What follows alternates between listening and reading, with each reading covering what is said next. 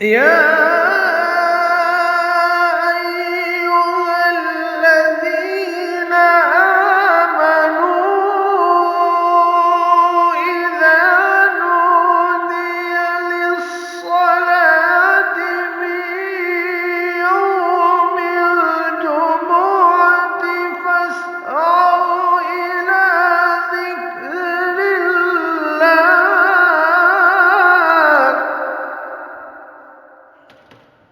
إذا نودي للصلاة من يوم الجمعة فاسعوا إلى ذكر الله وذروا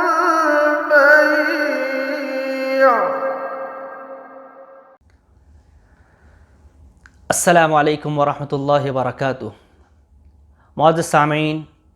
ابھی آپ نے سورہ جمعہ کی آیت کریمہ گوشے گزار کی ہیں، جس کا ترجمہ میں آپ حضرات کے سامنے بیان کرتا ہوں کہ اللہ تبارک و تعالیٰ ایمان والوں سے مخاطب ہو کر فرما رہے ہیں کہ اے ایمان والو، جب جمعے کی نماز کے لیے اذان دی جائے تو جلد از جلد خدا کے ذکر کی طرف دوڑو. فاسعوا الی ذکر اللہ، اللہ کے ذکر کی طرف دوڑو، مطلب اللہ کی نماز کی طرف دوڑو، اور خرید و فروخت چھوڑ دو. وذروا البیع، خرید و فروخت چھوڑ دو. ذالکم خیر لکم ان کنتم تعلمون، یہ تمہارے حق میں بہتر ہے اگر تم سمجھ رکھتے ہو. پھر اللہ آگے بیان فرما رہے ہیں فَإِذَا قُضِيَتِ الصَّلَاةُ، جب نماز کو مکمل کرو، جب نماز تمہاری پڑھ کے ہو جائے. فَإِذَا قُضِيَتِ الصَّلَاةُ فَانتَشِرُوا فِي الْأَرْضِ، زمین کے اندر چلت پھرت کرو، زمین کے اندر نکل پڑو. کیوں؟ فَإِذَا قُضِيَتِ الصَّلَاةُ فَانتَشِرُوا فِي الْأَرْضِ وَابْتَغُوا مِن فَضْلِ اللَّهِ، اور اللہ تبارک و تعالیٰ کے رزق کو، فضل کو تلاش کرو. وَاذْكُرُوا اللَّهَ كَثِيرًا لَعَلَّكُمْ تُفْلِحُونَ، اور اللہ تبارک و تعالیٰ کا ذکر، اللہ تبارک و تعالیٰ کو یاد زیادہ سے زیادہ کرو، کثرت سے کرو. لعلکم تفلحون، شاید کہ تم کامیاب ہو جاؤ. یہ قرآن کریم کی سورہ جمعہ کی آیت ہے جو ہمیشہ ہم جمعے کے اندر سنتے ہیں، ائمہ حضرات اس کو پڑھتے ہیں. ان آیات سے مومن کو جو ہدایت ملی ہے وہ یہ ہے کہ مومن کو پورے شعور اور فکر کے ساتھ نماز جمعہ کا اہتمام کرنا چاہیے، اور اذان کی آواز سنتے ہی سب کچھ چھوڑ چھاڑ کر مسجد کی طرف دوڑنا ہوگا اور دوڑنا چاہیے. ساتھ ساتھ اذان سننے کے بعد مومن کے لیے مناسب نہیں کہ کاروبار کرے یا کسی دنیاوی مشغولیت میں پھنسا رہے اور خدا کے یاد سے غافل اور دنیادار بن جائے. اس سے کہ قرآن کریم کی صریح آیت جو ہے جس کا ترجمہ میں نے آپ کے سامنے بیان کیا ہے. ساتھ ساتھ جمعے کے لیے جلد از جلد مسجد میں پہنچنے کی فکر اور اول وقت میں جا کر صف اول کا اہتمام کر لینا چاہیے. اس آیات کریمہ کے ذریعے سے یہ درس ہمیں ملا جو ہم نے آپ کے سامنے بیان کیا. ان تمام چیزوں سے جمعے کا اہتمام کرنا کتنا ضروری ہے یہ پتہ چلا. لیکن حالات حاضرہ میں کورونا وائرس کے پھیلاؤ سے بچنے کے لیے جو لاک ڈاؤن اور کرفیو ہے اور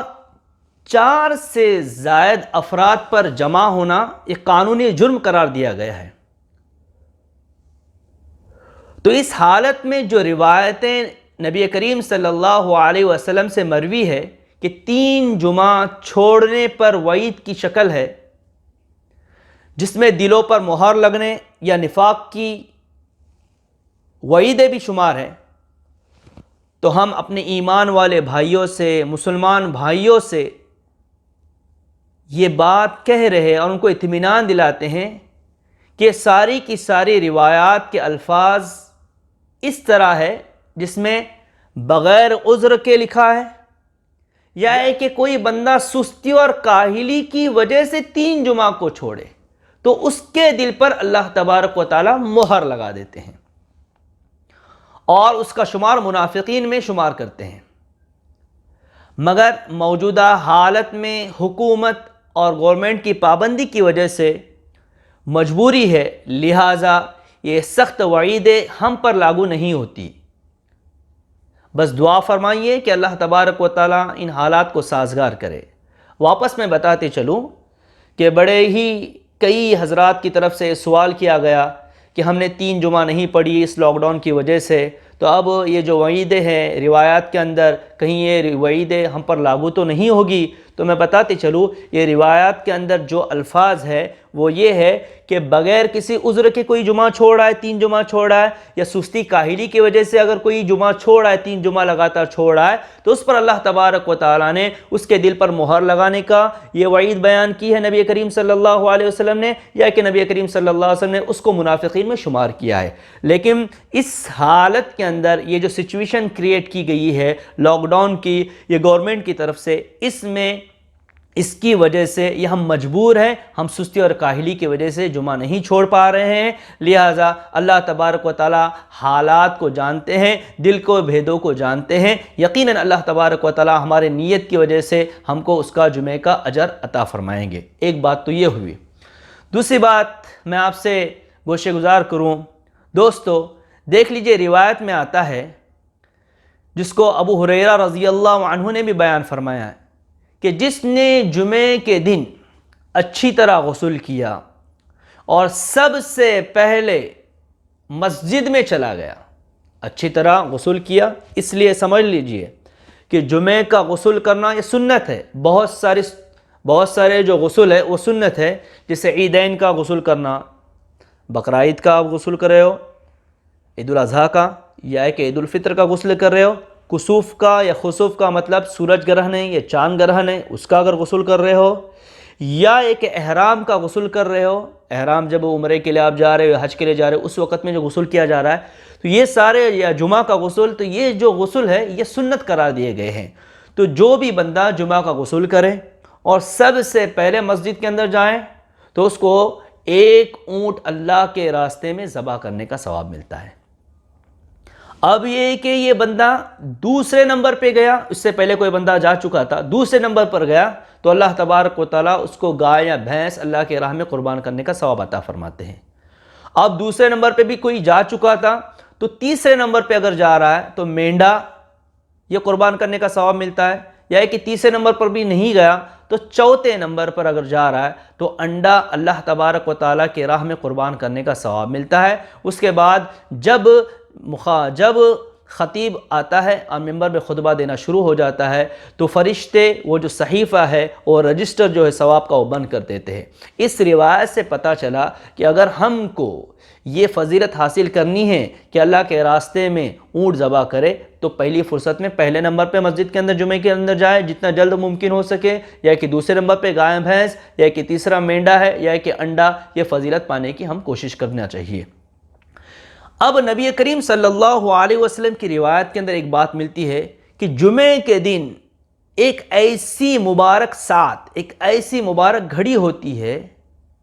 اس کے اندر بندہ جو بھی دعا کرتا ہے اللہ تبارک و تعالیٰ اس دعا کو قبول فرماتے ہیں۔ کوئی ایک ایسی گھڑی ہوتی ہے، کوئی ایسی ساعت ہوتی ہے۔ اب علماء نے لکھا ہے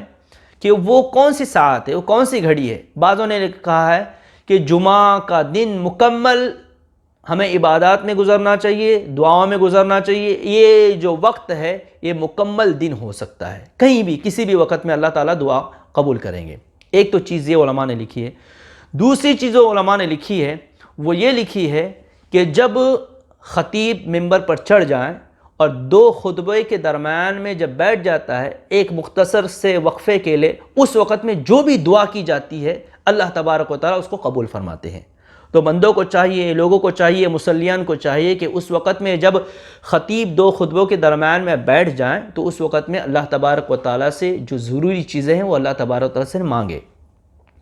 یا کہ علماء نے کہا ہے کہ جمعے کے دن جیسے خطیب منبر سے نیچے اترے اور جمعے کی نماز پڑھائے، سلام پھیر دے، سلام پھیرنے کے بعد جو بھی دعا مانگی جاتی ہے اللہ تبارک و تعالیٰ اس کو قبول فرماتے ہیں۔ ان تمام چیزوں سے پتہ چلا کہ انسان کو چاہیے کہ اللہ تبارک و تعالیٰ کے یہاں زیادہ سے زیادہ جمعے کے دن دعائیں کرے، اس لیے کہ ہو سکتا ہے کہ وہ گھڑی اس سے ٹکرا جائے اور وہ دعا ہمارے حق میں قبول ہو جائے۔ اب یہ ہے کہ خطبے کے دوران ہمیں بالکل خاموشی کے ساتھ میں رہنا چاہیے، درمیان میں بالکل بات نہیں کرنا چاہیے، توجہ کے ساتھ میں خطبہ سننا چاہیے، یکسوئی کے ساتھ میں خطبہ سننا چاہیے اور جذبے قبولیت کے ساتھ سننا ہے۔ مطلب جو بھی کہا جا رہا ہے وائس کی طرف سے، خطیب کی طرف سے، امام صاحب کی طرف سے جن چیزوں کے بارے میں کہا جا رہا ہے وہ عمل کرنے کی نیت سے اس کو سنا جائے، اس کا بھی ہم کو خیال رکھنا چاہیے۔ دوران خطبہ بات نہ کرے، پھلانگ کر نہ جائیں، جہاں جگہ مل جائے بیٹھ جائے، صفوں کو پھلانگتے ہوئے، دوسروں کے کندھوں کو پھلانگتے ہوئے آگے کی صف کے اندر نہ جائیں، اس کا بھی بڑا اہتمام کریں۔ اور جمعے کے دن نبی کریم صلی اللہ علیہ وسلم پر کثرت سے درود بھیجے، نبی کریم صلی اللہ علیہ وسلم پر کثرت سے درود بھیجے، اس لیے کہ اس درود کو نبی کریم صلی اللہ علیہ وسلم تک پہنچایا جاتا ہے۔ ویسے بھی نبی کریم صلی اللہ علیہ وسلم پر درود پڑھنے کی بہت سارے فضائل ہیں، کبھی بھی پڑھ لیا جائے، لیکن جمعے کے وقت میں یا جمعے کے دن میں اس کا زیادہ اہتمام کیا جائے۔ جمعرات سے لے کر جمعے تک پورا نبی کریم صلی اللہ علیہ وسلم کے پر کثرت سے کیا کرے، درود پڑھے۔ اور ایک بات کی طرف میں توجہ دلاؤں کہ اس جمعے کے دن ہمیں چاہیے کہ ہم سورہ کہف کو پڑھ لیں۔ کتنا وقت جائے گا؟ 10 سے 15 منٹ، 15 سے 20 منٹ جائیں گے، ہفتے میں ایک ہی مرتبہ تو پڑھنا ہے۔ تو نبی کریم صلی اللہ علیہ وسلم نے فرمایا، جس کو ابو سعید خدری رضی اللہ تعالیٰ عنہ کی روایت میں بیان کیا گیا ہے کہ اللہ کے رسول فرماتے ہیں کہ جو شخص جمعے کو سورہ کہف پڑھ لے گا،